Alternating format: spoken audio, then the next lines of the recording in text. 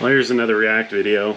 This has been a controversial subject for a really long time in the trucking world.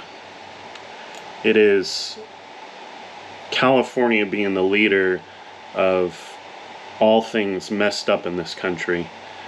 They want to do away completely with diesel vehicles by 2036 and only have either electric or hydrogen vehicles. They say about the pollution and about this and about that. I don't know exactly how I feel about all that.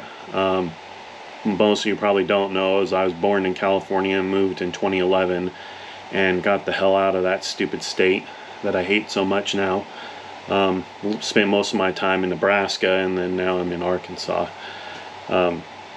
But living in Nebraska, there isn't any pollution issues. It's only in places with a real high population because of all the smog and cars and all that kind of stuff. And they say diesel trucks are one of the biggest contributing factors to small particles and whatnot. Small particle pollution, which is soot. But the urea trucks, the trucks with a soot filter in them, they're doing fine for really bringing all that particulate down. They don't produce any smoke, they don't do nothing, and I don't really get that. But they just want to stop with the sale of diesel trucks. And diesel trucks is how goods are moved in this country. There really isn't any other way of doing it. Gas-powered trucks would just be ungodly, fuel inefficient. And gasoline's still part of the problem, so they really need to be diesel powered. Well, they're saying hydrogen power and electric power and all that stuff, especially by the time 2036 came around. Well, realistically, they're making a law to create a demand, and when they create a demand, things will get built. So now they're going to create this law so trucks diesel trucks are going to be forced out of the state. And then it's creating this big demand for electric and hydrogen vehicles. So then the manufacturers will then reply to that demand by building electric and hydrogen vehicles. So it's really backwards. The technology is not there yet, so they create a law so the technology will then catch up. Let's play this. Go. Come 2036, 13 years from now, the trucking industry in California will change dramatically. That's when big rigs or buses that run on diesel will no longer be available for sale in the state. It's a move from the California Air Resources Board that's expected to help with air quality and combat climate change. But setting these laws as 23 ABC's Brianna Willis explains, some feel it's another regulation on the trucking industry that was already hit hard during the recent winter storms. California is the first state in the world to approve this rule, creating a path to 100% zero emissions heavy-duty trucks on the road in the state by 2045. But one local truck driver I spoke with says while he understands it will help the environment, it is hurting his business. The trucking side is it's really hard. It's hard because you do everything you can, and then it's like bam, bam, bam, and you're like, ugh. Another day, another regulation. That's what it's like for Johnny Olagues. So the law is forcing the trucking companies to upgrade their equipment before they're ready to upgrade their equipment. So all the trucks that they bought recently to replace old trucks are now going to prematurely get replaced with trucks that are either going to be electric or hydrogen powered. So they're having to put out money that they wouldn't normally put out at that time. They bought a truck that's 2 years old. They last between 5 and 10 years depending on what they're doing with the truck. And now a truck that's 2 years old, they're no longer going to be able to use. So they're having to replace it with an expensive new technology just because of this stupid law. So yeah, it puts a strain on the trucking companies because this guy wouldn't have normally bought 10 electric trucks this year or next year or the year after, whenever the law ends up coming into effect, which is going to be 2036. He would have bought one 5 years after that, So everything about it is going to put a strain on it. There's going to have to be a grid of recharging stations and hydrogen fill stations.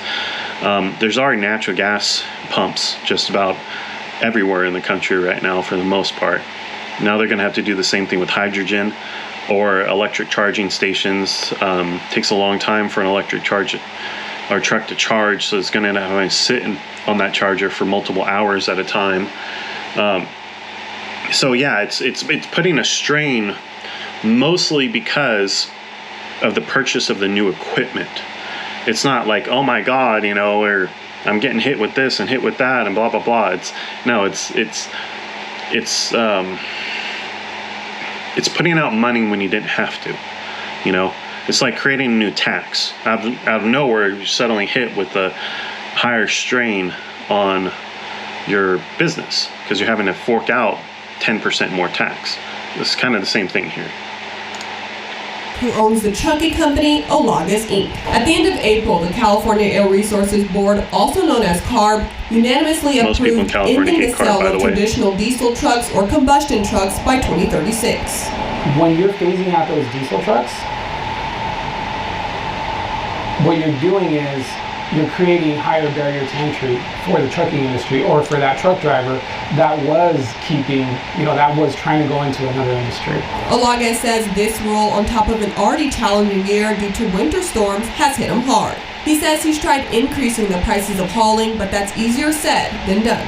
What I'm trying to do is basically keep up. You get can't better rates increase from, your my hauling customers, because the which market's means not demanding higher it. prices for the hauling. You but can't a just lot go, of them okay, don't- hey, a lot I'm of going to those start guys charging don't 10% pay. more because I'm being taxed 10% more And that's- because I'm that's having to gonna be buy these difficult. vehicles, so I need to Cindy Burgess with recoup CARB some of says the goal my of the costs. change is to help with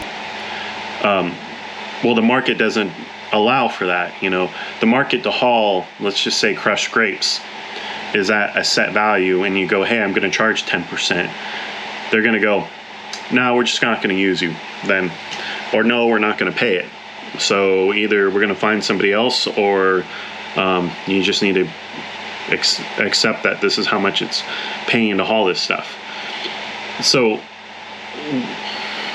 that will then have a domino effect down the line. So if all the trucking companies that were hauling grapes say we're going to increase our prices 10%, then the cost of the grapes for wine will then go up 10%.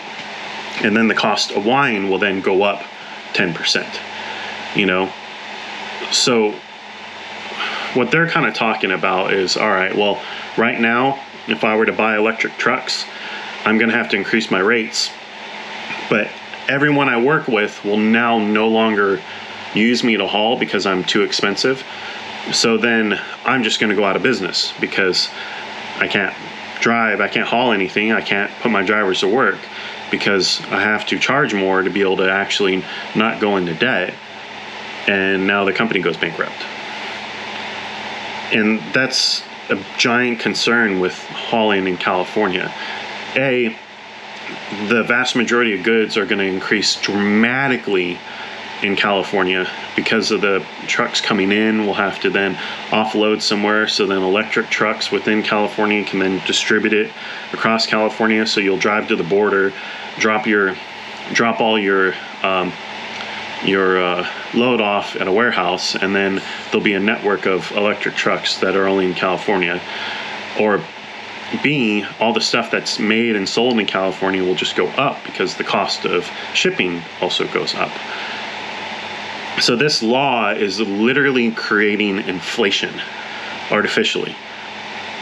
It's stupid. It's really stupid. And now the rest of the country kind of follows what California does, usually 10 to 15 years behind them. So if they're going to make it in 2036, they're going to have electric and hydrogen trucks only. Then in 2046 or 2050, the rest of the country will end up adopting that as well. But mark my words, it'll go up. If you want to know what the economy is doing, follow the trucking industry and the rates of what the trucking industry is. That supersedes the economy. So if the rates take a big nosedive, the spot market rates take a big nosedive, the economy will then also take a big nosedive, but usually about a year behind, 6 months to a year behind. So if you want to know what to buy for futures, like oil futures or orange juice or something like that, follow the trucking industry and you'll be able to stay ahead of it 6 months to a year. the environment.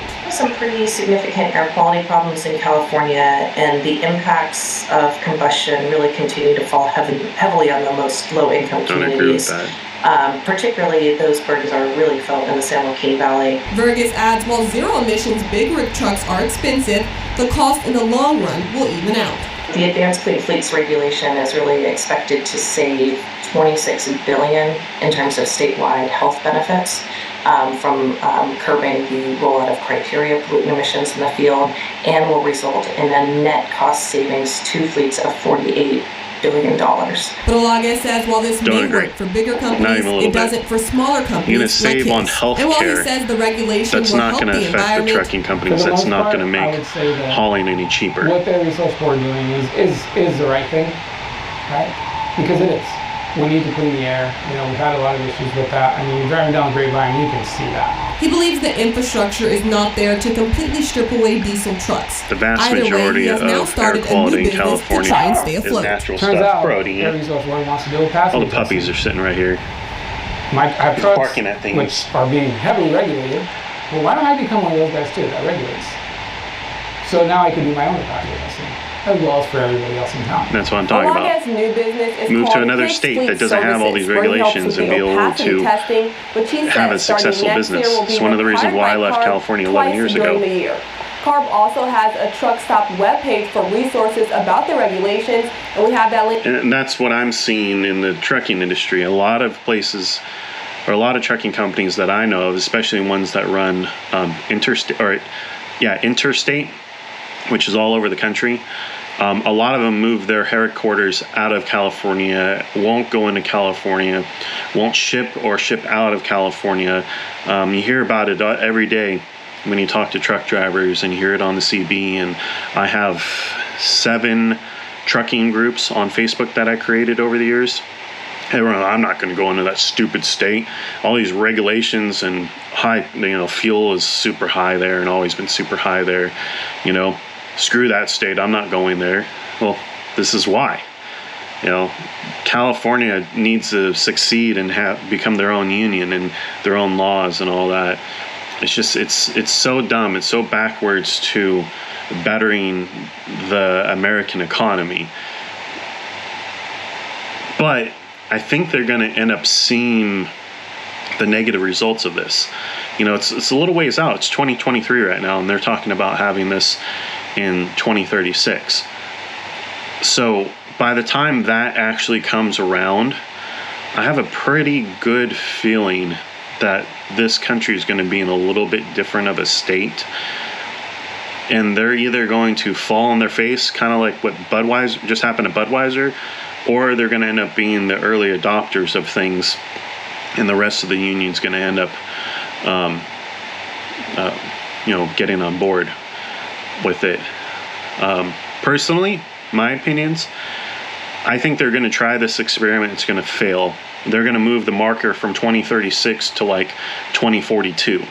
And then in 2042, they're going to be like, okay, we're not going to actually make a hard deadline of this until 2045. It's what they did with having regen and soot filters and all that. They started, it was too early, technology wasn't there yet, so then they just moved the date a little bit further forward.